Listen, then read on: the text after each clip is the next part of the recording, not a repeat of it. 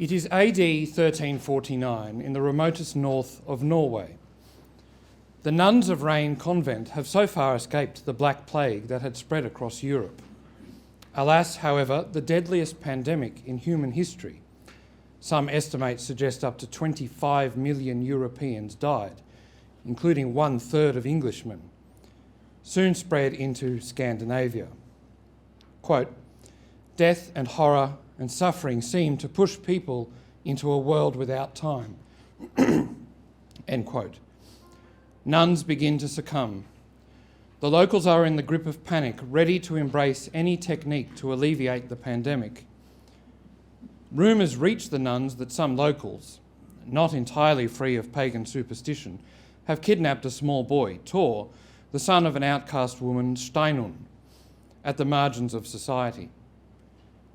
Their design is to sacrifice the child that night in the local cemetery to propitiate the goddess of death or plague giantess, Hel. For Marvel fans, Hel was the child of Loki, Thor's duplicitous brother. One of the nuns, sensing the spiritual danger to the men and the physical danger to the child, encourages her sisters in religion to intervene. Quote, "We can't just sit here while Christian souls sell themselves to the devil right on our doorstep." And so they step out into the raw, cold winter night, Christ-like into the darkness of death in order to save the child's life and the men from themselves. They reach them just in time. The men were beginning to shovel dirt onto the child sitting in the open grave. The nun tells them, "Go home and thank God that you were saved before you committed an act you might never able to be atoned for." The locals, however, are too fearful of the plague yet to step aside. One, Antor, becomes aggressive and threatening and asks, "Isn't it better to sacrifice one than for all of us to perish?" To which the nun responds, "The worst thing for both us and for you would have been if we had stayed home while you went about building your home in the hottest hell." In the end, Antor will only back down if the nun puts her money where her mouth is and backs up her declamation with action. Accordingly, the nun willingly seeks out the boy's mother, who had died and whose remains had been left in a remote hut down by the water, to retrieve the body and give it Christian burial. She does so, catches the plague and dies, but the child Tor survives and the locals are prevented from engaging in child sacrifice.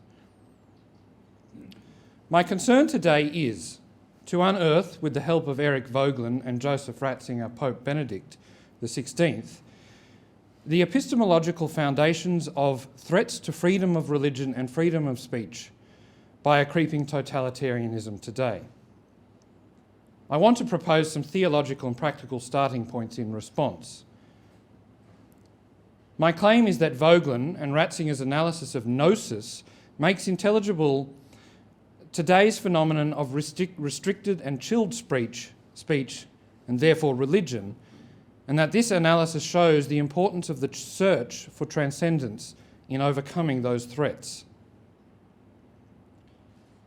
In his Gifford Lectures of 1948-1949, Christopher Dawson observed that it would be a strange fatality if the great revolution by which Western man has subdued nature to his purposes should end in the loss of his own spiritual freedom. But this might well happen if an increasing technical control of the state over the life and thought of its members should coincide with a qualitative decline in the standards of our culture. In many ways, I think, we have succumbed to this loss of spiritual freedom which Dawson anticipated, not least in the loss of the standards of our culture, particularly the desire to pursue truth in charity. The potential fatality flows from contemporary culture's replacement of God with a Gnostic civilization. Civilization in this context can be understood as attempts to progress society imminently towards a liberal Marxist utopia.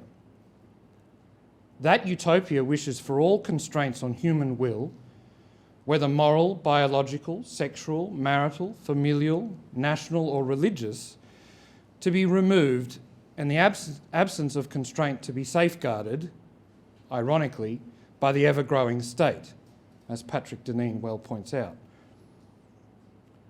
The totalising tendencies of the contemporary state threaten the spiritual core that is at the heart of Western civilization and its championing of religion and the liberty of the spirit, capital S spirit, ordered to truth, beauty and goodness.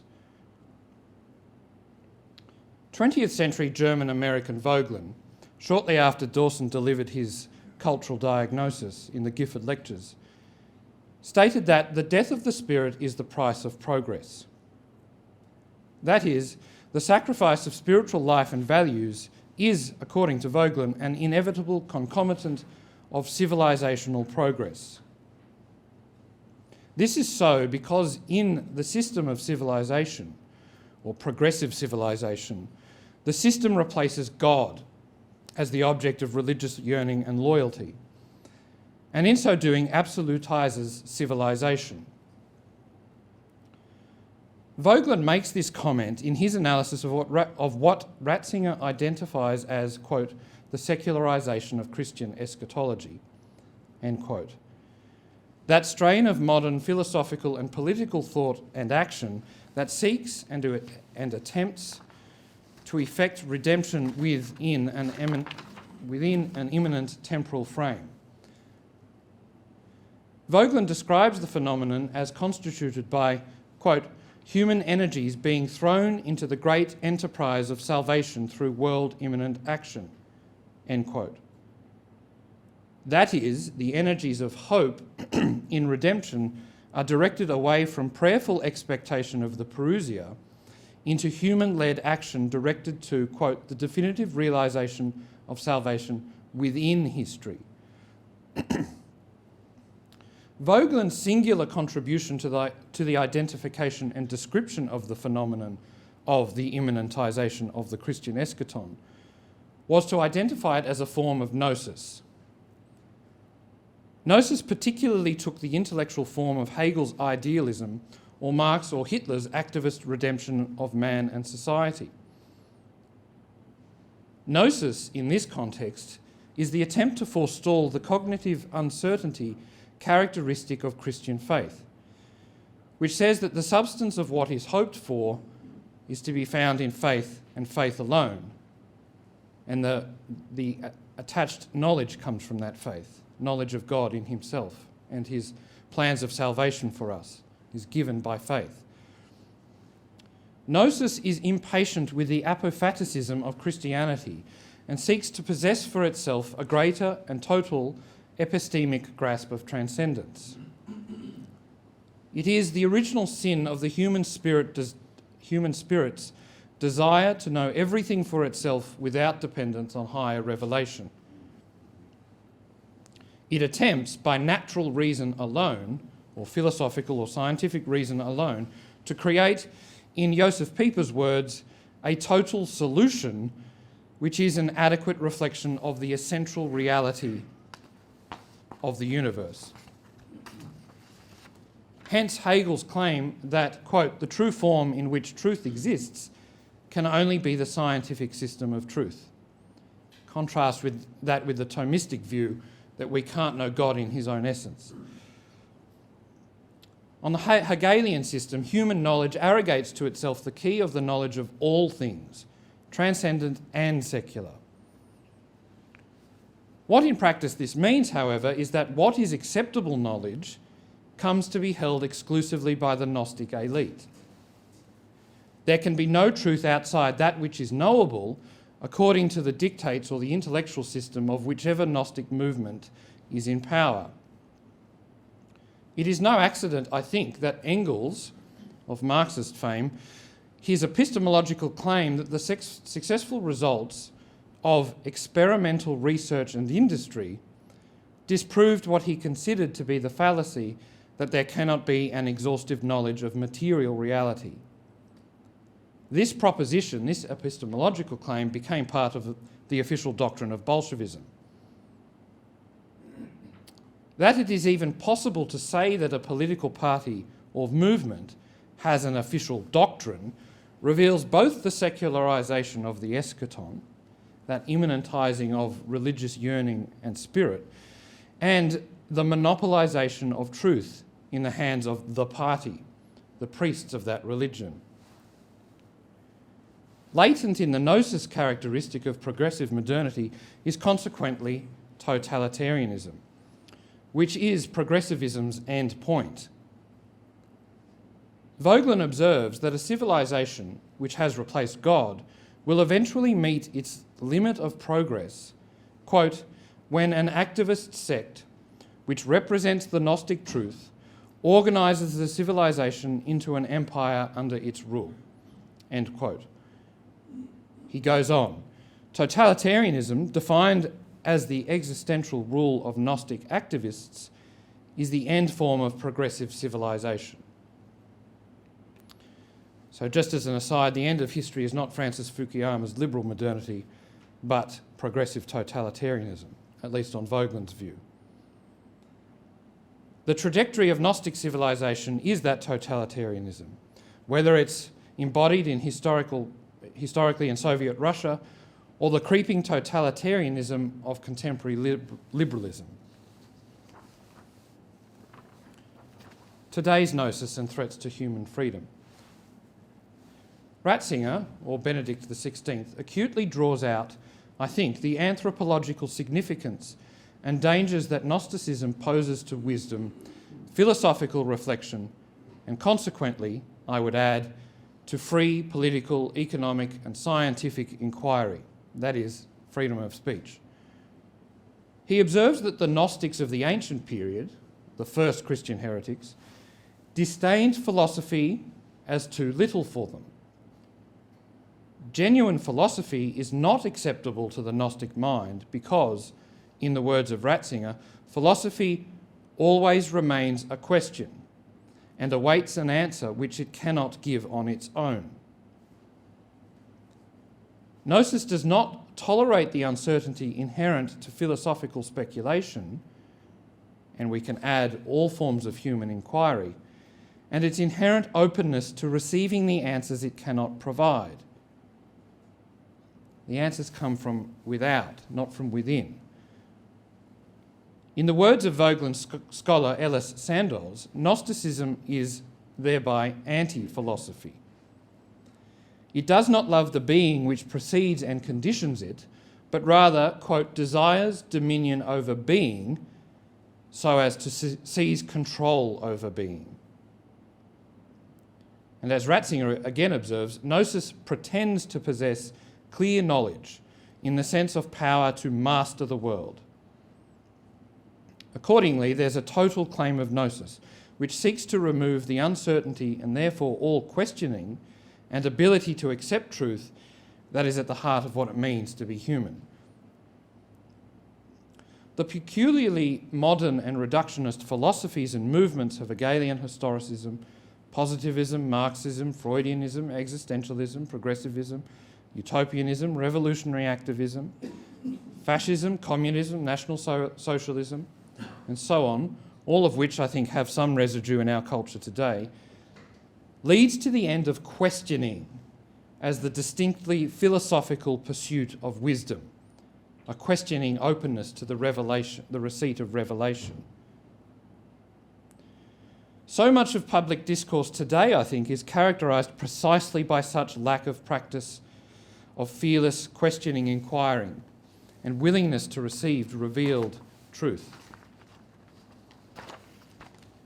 Contemporary Western culture, led by the state but aided and abetted by big business, the media and the academy, exerts tremendous implicit and explicit control over the speech and therefore life and thought of its members, including their religion. The state itself has become an oversized and independent actor in our lives. Alistair MacIntyre observes, quote, "Let us then think of the contemporary state and the contemporary national economy as a huge, single, complex, heterogeneous, immensely powerful something or other. The immensely powerful something or other has its fingers everywhere." Particularly apposite is Lord Sumption's observation. quote, "We have made a leviathan of the state, expanding and harnessing its power in order to reduce the risks that threaten our well-being." Jeremy Bentham and Michel Foucault's panopticon, about which I learnt in first-year law school, is an apt metaphor of how exposed we are to digital oversight, an example of the control exercised by the state big business axis.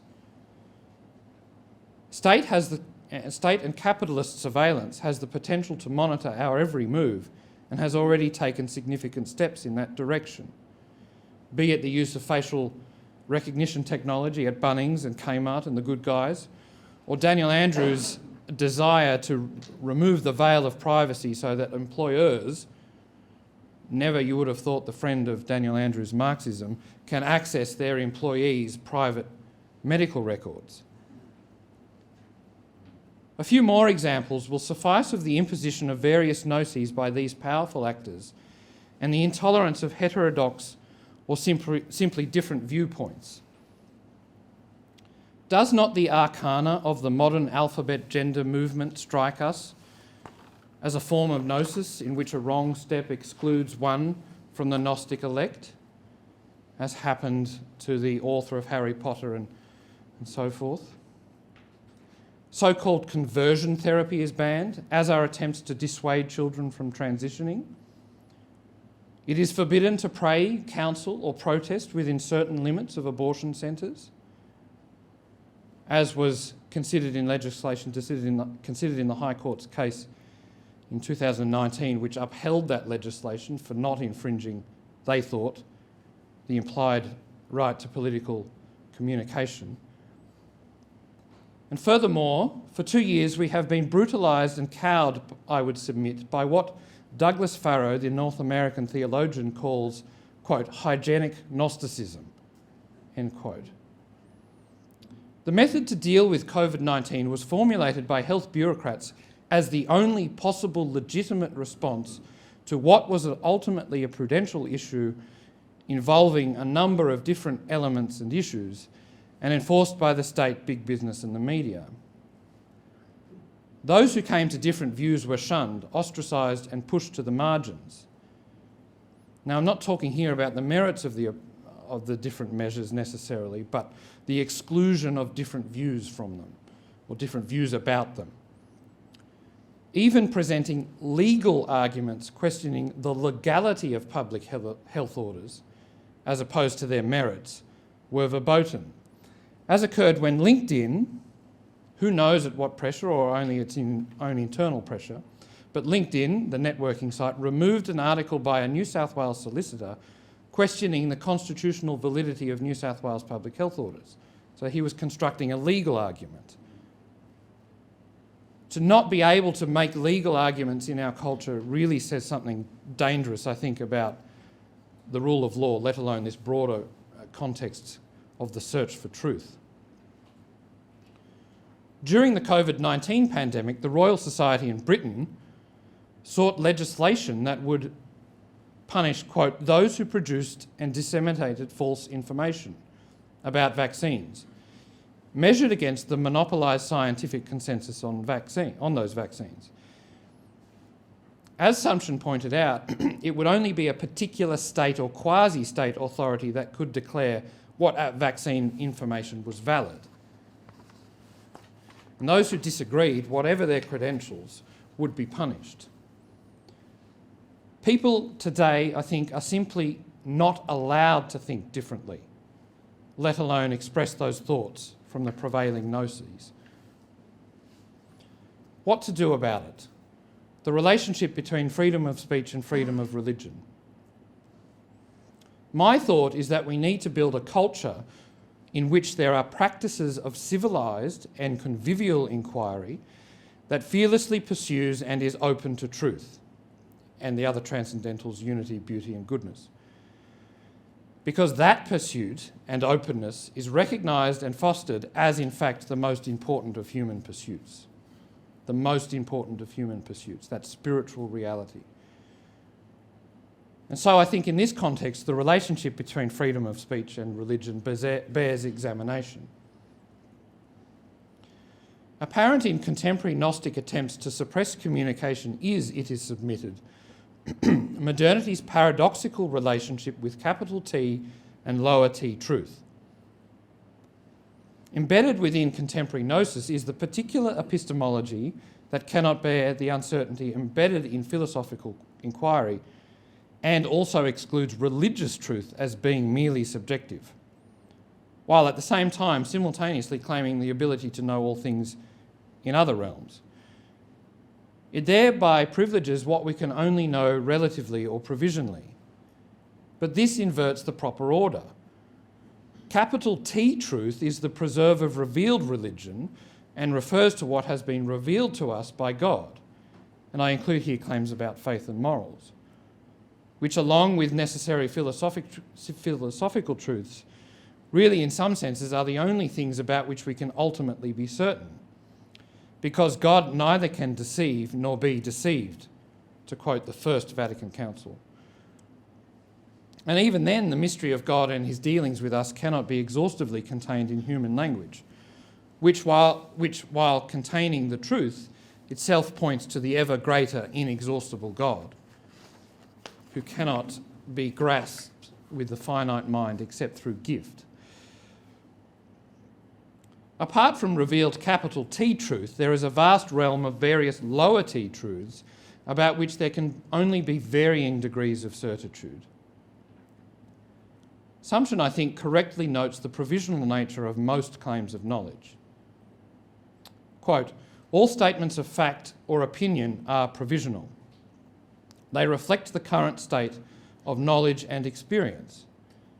But knowledge and experience are not closed or immutable categories.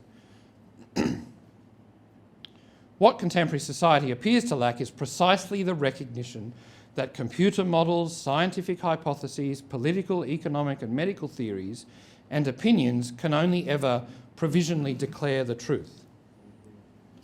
For this reason, they are likely to be overturned at the next paradigm shift, to use Kuhn's own paradigm. Whether it concerns matters such as the advisable way to lie babies down when putting them to bed. I know my parents were advised differently to us. Or whether humanity is about to enter another ice age, as was suggested in the 1970s, or if it's doomed by a climate emergency, which we are apparently now facing. But it's precisely these truth claims that are treated as gospel truth by contemporary gnosis, whereas those who promote and preach traditional views about marriage, biology, sexuality are cast as religious cranks. The claim that most truth claims are provisional is not to claim that the pursuit of them is not important, or even that we're condemned to immobility on policy issues. It is to claim rather that epistemic humility is intrinsic to that pursuit. The provisional character of these lower t truth claims and the totalising dangers of centralising under the state the ability to determine them requires a robust culture of freedom of expression in which truth claims are tested. Such a culture is necessary in order that open discussion be permitted to allow the search for truth. And I'm there quoting the High Court Justice Hayden. He's expressing a value of our common law there. But I think it needs to go beyond the mere assertion of legal rights, as important as that might be. Particularly important is to build a culture that limits the ability of the state, bureaucracies, professional bodies, and so on to police speech and to impose penalties for the expression of heterodox views in the vast realm of prudential matters, let alone in those matters of faith and morals. To give these bodies a monopoly on truth in these matters is to fall into that Gnostic trap of arrogating epistemic control to those who simply cannot know the full truth and whose own interests are also at stake. As McIntyre very well says, I think, we must treat the agencies of the state with unremitting suspicion, because the state itself has its own interests It's necessarily conflicted. He argues cogently that the contemporary state, as a principal actor in society with its own interests, is not and cannot be evaluatively neutral, as between conceptions of the good, and that's the great liberal premise, isn't it, that it is neutral, and because it is not, it cannot generally be trusted to promote any worthwhile set of values, including those of autonomy and liberty. He goes on to state that whomever it is that should determine the outer limits of acceptable speech, it should not be the agencies of the state. Better, he argues, is to allow the practice of the pursuit of truth itself to exclude what is outrageous or unacceptable. My claim about the importance of pursuing truth is underscored by the importance of the proclamation of religious truth. In overemphasising provisional truth claims, contemporary society fails to recognise the importance of religious truth precisely to draw us out of that immanentist Gnostic trap in which we often find ourselves. Most especially, I think, does a culture of freedom of speech need to be understood as intrinsically connected to freedom of religion. It strikes me as telling that the First Amendment rights recognised in the US Constitution include together the free exercise of religion and speech, even if that putting together was a historical accident. Freedom of speech, I submit, should principally be understood as an instrumental freedom. That is, its end is not in itself, but to permit communication for the sake of pursuing that truth, in its manifold splendour and as found in the varying contexts of human life and inquiry. It is not an end in itself, but for something greater, ultimately the receipt of revelation. It is that for which our human mind is made. That something greater is the proclamation of religious truth as at the summit of the hierarchy of truth.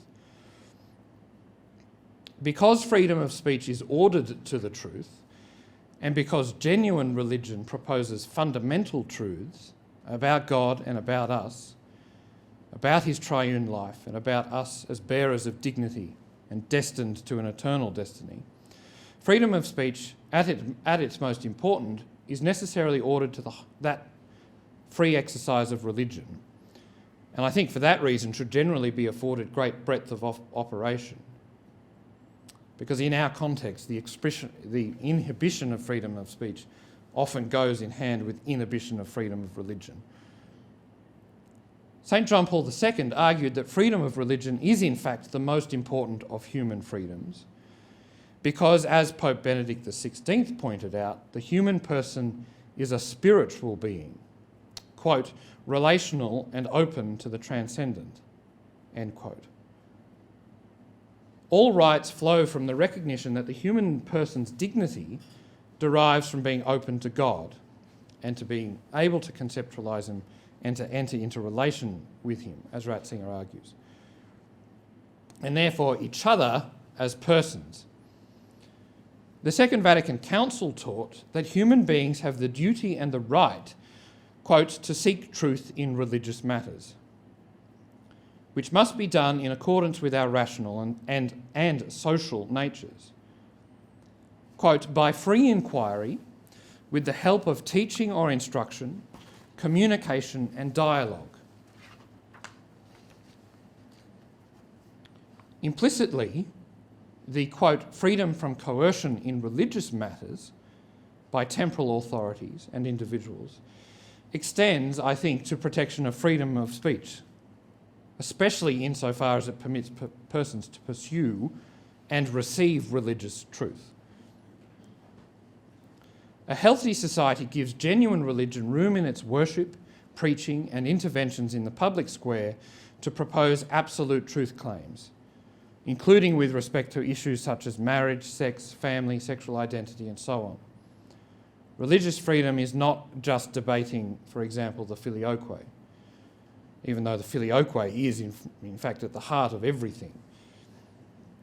Both as essential to the nature of genuine religion and to allow all of us, seekers of truth, the capacity and freedom to discover it. A deeply unhealthy society with which we are currently threatened and which does not accord with the nature of human persons and our end will exclude such communication. And just think, every totalitarian system in history has tried to eliminate religion, especially the Christian religion, and thank God failed, as well as robust discussions about what are ultimately prudential judgments, because these themselves are ordered to the pursuit of truth and valuable precisely for that reason. Building a culture of truth, liberty of the spirit, is the key to that freedom. For a culture of freedom of inquiry and expression ordered to the pursuit of truth, including fundamentally openness to religious truth as revealed by God, for that culture to flourish, religion itself needs to be recognised and fostered. Both Dawson and Vogelin identified the apparent paradox whereby the increase in technical control, so scientific bureaucratic control, leads to spiritual death and civilizational death, or cultural death. For Dawson to say there is an intimate relation between a culture's religious faith and its social achievement is to recognise what Vogelin's comment that the life of the spirit is the source of order in man and society. The life of the spirit comes first. So, a reordering of the West away from precipitous decline requires then space for the human spirit to breathe, and for religious freedom and freedom of speech, especially in matters of fundamental truth, to be practiced robustly and virtuously. Furthermore, if Dawson and Vogelin were correct, then anterior to the question of what legal shape protection of freedom of speech, and even more importantly of religion, should take, is the question of the spiritual health of society, which in turn depends upon the health of the Catholic religion, historically at the centre of Western civilization.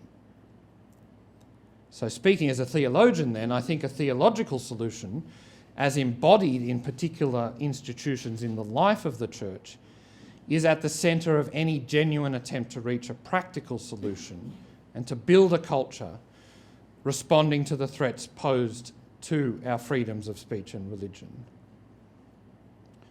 Members of the Church cannot practice the virtue of truth-seeking unless the theological culture that nourishes them, indirectly or directly, itself avoids the epistemological pitfalls that Vogelin identifies. If it is true that Gnosticism, intrinsic to which is the claim that the only acceptable form of knowledge is that which fits within the particular system, if it's true if that Gnosticism undergirds totalitarian impulses to inhibit religious practice and chill speech, theologians are obligated to propose different theological methods and starting points in response. Those starting points must tear apart and overcome the temptation to limit human knowledge to what can be known empirically, and which excludes religious knowledge as knowledge. It's no surprise that Vogelin cites Hans Urs von Balthasar and Henri de Lubac in his discussion of Gnosticism. These, along with Ratzinger, are principal examples of theologians who detected the dangers of gnosis to the theological enterprise and therefore the culture of the Church. Arrayed against them were the concilium school of post-conciliar theology, which in its method incorporated Kantian, Hegelian and Marxist philosophies and sought to baptise the secular and utilise it to foster intramundane eschatological projects. Precisely that immanentisation of the eschaton of which Vogelin wrote, and which all bear the characteristic of gnosis, and which, dare I say, has been prevalent in the Church's seminaries, agencies, for the last 5 or 6 decades. In my view, far more consistent with the nature of revelation, and therefore the theological enterprise, is an analogical metaphysics, an Augustinian, Agidian view of the supernatural and Chalcedonian Christology. I don't have time to unpack those right now, but if you're interested, read my doctorate. These recognise the sheer dazzling priority of Christ. He is the analogia entis par excellence, the incarnate truth pointing to the ever greater God who relativises all human thought patterns and gnosis. At the centre of cultural development is theology, or a theology, as embodied in the life of the Church, cultural practices and traditions, in which there can be an open, charitable and at times robust discussion. MacIntyre famously concluded his seminal After Virtue by arguing that the West was awaiting another, doubtless very different, St. Benedict. He considered that virtue was developed within particular cultural practices and traditions, and that typical pursuits of modernity, such as bureaucratic administration, intrinsically inhibit the development of virtue. Particular religious, cultural and practical forms need therefore to be established in order that the virtues of honesty, truth-telling and the proclamation of the gospel are to be developed and practiced. In other words, to enable that Burkean attitude which is the motto of the centre. In this context, I must pay special tribute to Archbishop Porteous. One of the great personal graces of the COVID-19 period was the discovery, by God's grace, of Notre Dame Priory, located here in Tasmania at the invitation of Archbishop Porteous. Through the dark days of isolation and lockdown, where the civility and conviviality necessary for the mutual communal pursuit of truth were sorely tested by the ever-present temptation to gnosis, the liturgy and preaching of the monks, transmitted via the internet, were beacons of light and proclamation of fearless, uncomfortable, but nourishing truth for people around the world. I know that one of Father Prior's homilies had 19,000 visits. Vital for the future of the Church and society is precisely for these institutions, such as these, to be given the liberty and space by Church and secular authorities, and that includes the whole package of rights, including property rights, to worship, preach and engage in apostolate. In one, they embody true freedom of religion and expression. I began today's paper by describing a passage in Sigurd Undset's great trilogy, Kristen Lavransdatter. Data. If you haven't read it, please do. What saved the child from physical death and the men from spiritual death was the fearless truth-telling of the nun, who denounced pagan barbarism in light of the gospel and as backed up by her bravery.